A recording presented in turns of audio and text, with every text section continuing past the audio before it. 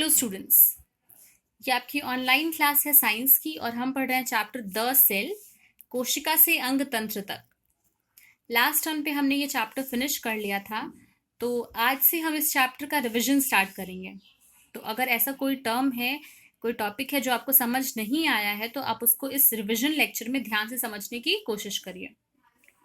हमने डिस्कस किया था कि जो यूनिट है हमारी बॉडी की, दैट इज सेल। तो सबसे पहले सेल्स हैं, फिर वो कंबाइन होकर टिश्यू, फिर organ system and then finally body बनाते हैं। यानी कि कोशिका से ऊतक, ऊतक से अंग, अंग से अंग तंत्र और फिर शरीर। आपने देखा होगा कि जब भी घर बनता है तो वो ब्रिक्स से मिलके बनता है। कैसे, स्टेप बाय स्टेप डिस्कस करते हैं। तो सबसे पहले ब्रिक्स जो हैं वो कंबाइन करके वॉल बनाती हैं, फिर वॉल से रूम बनता है और फिर बहुत सारे रूम से मिलके मकान बनता है। इसी तरीके से ये जो अलग अलग यूनिट्स हैं, वो सबसे पहले सेल है, फिर वो कंबाइन होकर टिश्यू बनाता है, then organ, organ system and so on. तो स्टेप बाय स्टेप ये क्या होता है, ग्रो होता है। सबसे पहला टॉपिक जो हम पढ़ेंगे वो है सेल, यानी कि कोशिका। कोशिका शरीर की रचनात्मक और कार्यात्मक इकाई है। हमें पता है कि जितने भी लिविंग थिंग्स के बारे में हम जानते हैं वो सभी सेल से मिलके बने हुए हैं। ह्यूमन बॉडी में लगभग बिलियंस ऑफ सेल्स होते हैं। क्योंकि सेल्स की साइज बहुत ज़्यादा स्मॉल होती है, कोशिका का जो इसकी जो संरचना है वो बहुत ही सूक्ष्म होती है, तो इसको देखने के लिए हमें माइक्रोस्कोप की ज़रूरत पड़ती है। कुछ ऐसे सेल्स हैं जिनको कि आप नेकेड आइज से नहीं देख सकते और उसके लिए आपको माइक्रोस्कोप की यानी कि सूक्ष्मदर्शी यंत्र की आवश्यकता पड़ती है।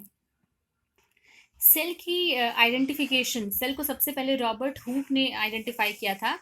एक कॉर्क के पीस में उन्होंने माइक्रोस्कोप के थ्रू उसको देखा और फिर जो उसमें ब्लॉक्स बने थे, बॉक्सेस टाइप का स्ट्रक्चर, उसको उन्होंने सेल नाम दिया।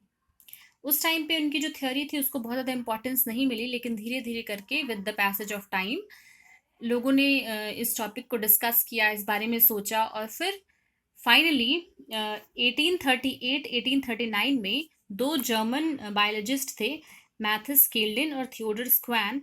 उन्होंने सेल थ्योरी को सामने रखा।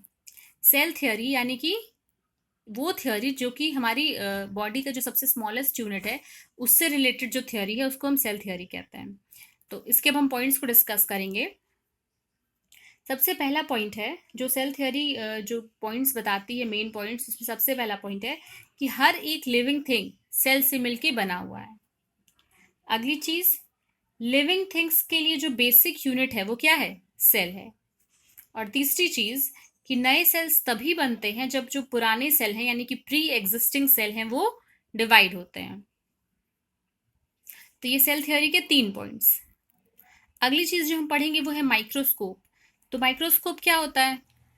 अगर हमें किसी स्मॉल ऑब्जेक्ट को डिटेल में देखना है प्रॉपर तरीके से तो हम हैंड लेंस का यूज़ करते हैं। तो हैंड लेंस से वो क्या होता है, थोड़ा सा मैग्नीफाई हो जाता है। लेकिन माइक्रोस्कोप क्या करता है कि जिस भी ऑब्जेक्ट को हमें देखना है उसको हैंड लेंस के कंपैरिजन में बहुत ही ज़्यादा मैग्नीफाई करता है, जिससे कि हम एकदम अच्छे से डिटेल से उस ऑब्जेक्ट को ऑब्जर्व कर सकते हैं जो भी हमें ऑब्जर्वेशन करनी है। इलेक्ट्रॉन माइक्रोस्कोप जो है वो माइक्रोस्कोप के इन्वेंशंस में एक रिसेंट इन्वेंशन है जो कि ऑब्जेक्ट को एक नॉर्मल माइक्रोस्कोप के कंपैरिजन में बहुत ही ज़्यादा मैग्नीफाई कर देता है, जिससे कि हमारी जो भी स्टडीज़ हैं वो बहुत ही आसान हो जाती हैं। अगली चीज़ जो हम पढ़ेंगे वो है unicellular and multi cellular organism, यानी कि एक कोशिक और बहुकोशिक जीव। जैसा कि हमने बताया कि कोशिका क्या होती है, शरीर की रचनात्मक और कार्यात्मक इकाई, और इसका अलग अलग जीवों में अलग अलग नंबर होता है, यानी कि अलग अलग संख्या होती है। जैसे अमीबा है, पैरामीशियम, ये सारे कैसे हैं, एक कोशिक है, यानी कि यूनिसेल्युलर, सिंगल सेल से मिलके बनते हैं। इनको हम एक कोशिक जीव कहते हैं। और मल्टी सेल्युलर क्या होते हैं, ये बहुकोशिक जीव होते हैं, जैसे कि केंचुआ, हाथी, बंदर, पेड़ एटसेट्रा, ऐसे करके काफी सारे एग्जाम्पल्स हैं।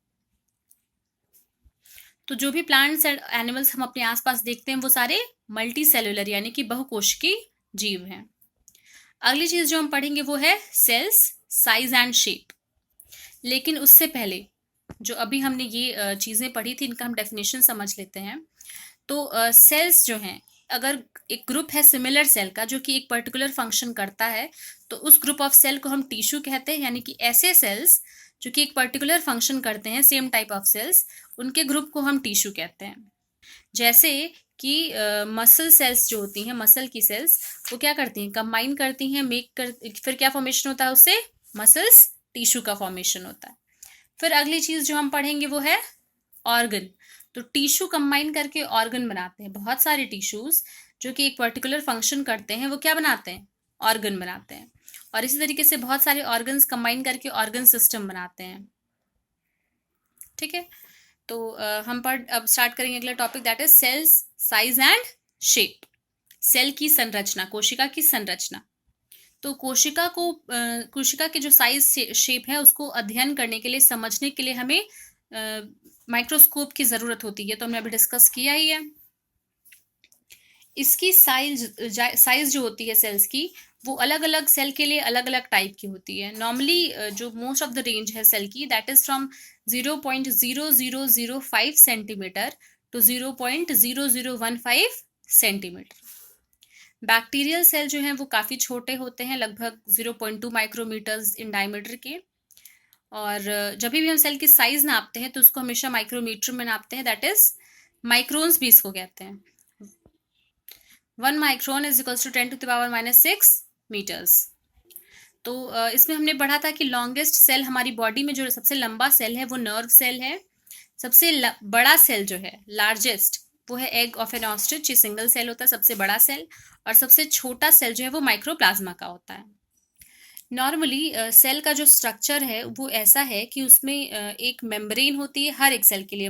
इन जनरल अगर बात करें, थोड़े बहुत एक्सेप्शंस के साथ, तो हर एक सेल में सबसे पहले सेल मेम्ब्रेन यानी कि कोशिका झिल्ली होती है, और सेल के अंदर एक केंद्रक यानी कि न्यूक्लियस होता है, और एक लिक्विड होता है जिसको कि हम कोशिका द्रव्य या फिर साइटोप्लाज्म कहते हैं। तो कंटिन्यूटी में अब हम अगला टॉपिक पढ़ेंगे, एनिमल सेल, जिसे कि हम कहते हैं जंतु कोशिका। एनिमल सेल में सबसे पहला पार्ट जो हम पढ़ेंगे, सेल के सबसे बाहर जो होता है सेल मेम्ब्रेन, जिसे कि हम प्लाज्मा मेम्ब्रेन या कोशिका झिल्ली भी कहते हैं। ये प्रत्येक कोशिका के चारों ओर पाई जाने वाली झिल्ली है, जो कि कोशिका को स्टेबल रखती है, और अंदर बाहर आने वाले जो भी सब्सटेंस है जो बाहर से अंदर जाते हैं या अंदर से बाहर जाते हैं उनको कंट्रोल करती है। सेल मेम्ब्रेन जो है वो सेलेक्टिवली परमिएबल होती है। ध्यान दीजिएगा, सेलेक्टिवली परमिएबल मतलब कि कुछ सेलेक्टेड चीज़ों को ही ये मेम्ब्रेन अंदर से बाहर और बाहर से अंदर आने देती है। कुछ स्पेसिफिक सब्सटेंस जैसे कि वाटर है, मिनरल है, उन्हीं को ये अपने से पास होने देती है। तो ये करता क्या है सेल मेम्ब्रेन, ये जो भी फ्लूइड या जो भी मटेरियल जो कि सेल से बाहर अंदर जा रहा है उसको कंट्रोल करता है, और इसके साथ सेल को एक प्रॉपर शेप देता है। अगली चीज जो हम पढ़ेंगे वो है साइटोप्लाज्म यानी कि कोशिका द्रव्य। कोशिका द्रव्य जो है ये केंद्रक यानी कि न्यूक्लियस और कोशिका झिल्ली के बीच में होता है। इसमें कई तरीके के कोशिकांग यानी कि ऑर्गेनल्स पाए जाते हैं, जैसे कि माइटोकॉन्ड्रिया है, हरितलवक है, एंड सो ऑन, ऐसे करके काफी सारे ऑर्गेनल्स पाए जाते हैं। अगला चीज हम न्यूक्लियस पढ़ेंगे, जिसको कि हम हिंदी में केंद्रक कहते हैं। केंद्रक सेल का जो सबसे इम्पॉर्टेंट पार्ट हम कहेंगे, क्योंकि ये नॉर्मली जैसे मान लीजिए ह्यूमन ब्रेन क्या करता है, ह्यूमन बॉडी में जो भी एक्टिविटीज होती हैं उसको हमारा ब्रेन कंट्रोल करता है।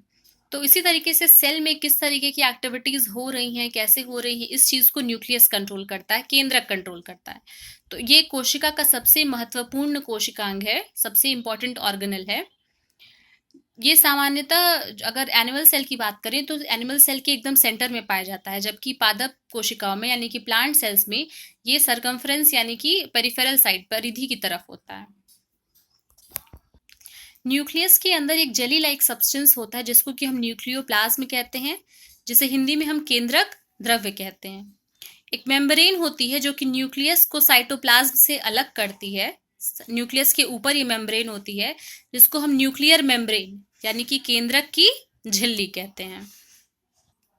न्यूक्लियस के अंदर क्रोमोसोम्स पाए जाते हैं। क्रोमोसोम्स क्या होते हैं, लंबे थ्रेड लाइक धागे के तरीके के स्ट्रक्चर्स होते हैं जिनमें कि जीन होता है। जीन यानी जो भी इंफॉर्मेशन एक जनरेशन से दूसरे जनरेशन में जाती है वो जीन्स पे डिपेंड करती है।